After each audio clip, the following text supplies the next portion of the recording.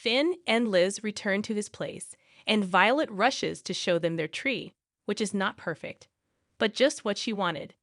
Finn says the tree is perfect for them, and Liz says they'll make it look spectacular. Liz and Violet go to the kitchen to make hot chocolate, and Gregory tells Finn he wants this to be a Christmas to remember. Liz and Violet bring out the cocoa, and there is a knock at the door. It's Chase and Brooklyn with some decorations. Finn and Chase put the lights on the tree, and before turning them on, Brooklyn tells Violet to make a wish before the lights come on, and it will come true. Chase lights the tree, and Violet calls it beautiful. Before they continue with the decorating, Chase takes a moment to announce he and Brooklyn are getting married, and everyone is thrilled.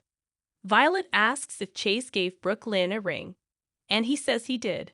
Brooklyn explains she kept it in her pocket to keep the surprise.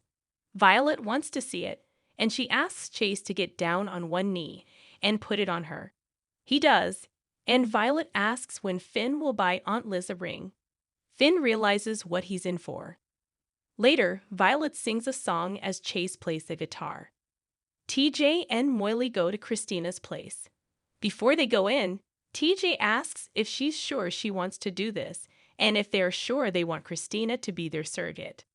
Molly says they face setbacks over and over since learning she can't carry a child, and she believes it was fate that she and Christina ran into one another in that park.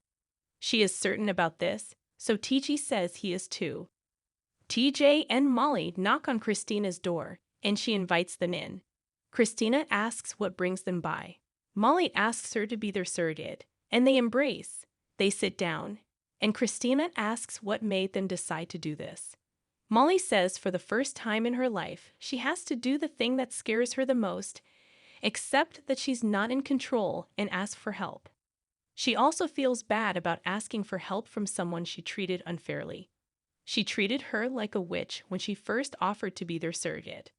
Christina admits she hadn't thought it through back then, and Molly says that her reaction was more about the fact that it hurt that Christina could carry a child and she can't.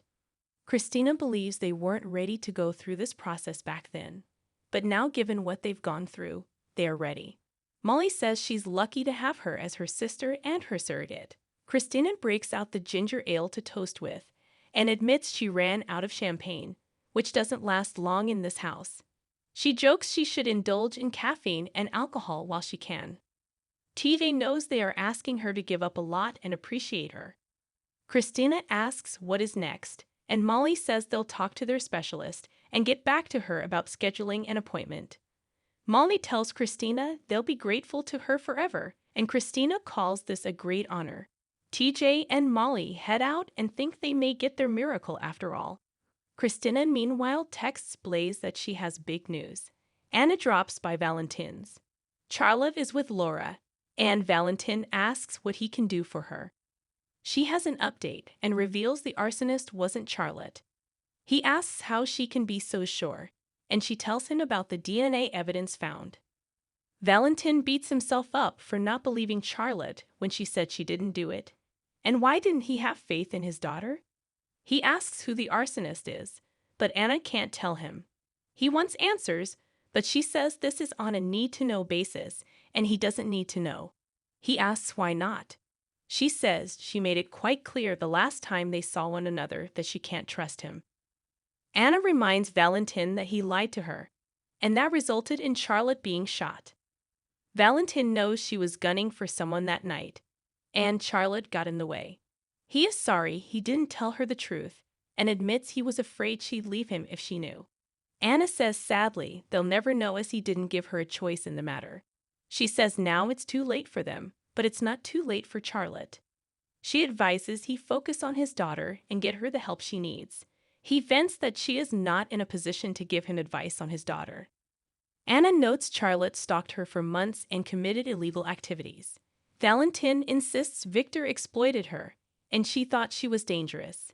Then when Victor released Anna's file, Charlotte really believed she was dangerous and he needed protection. Valentin is appalled at what she did, but he's proud of her determination and courage to protect him.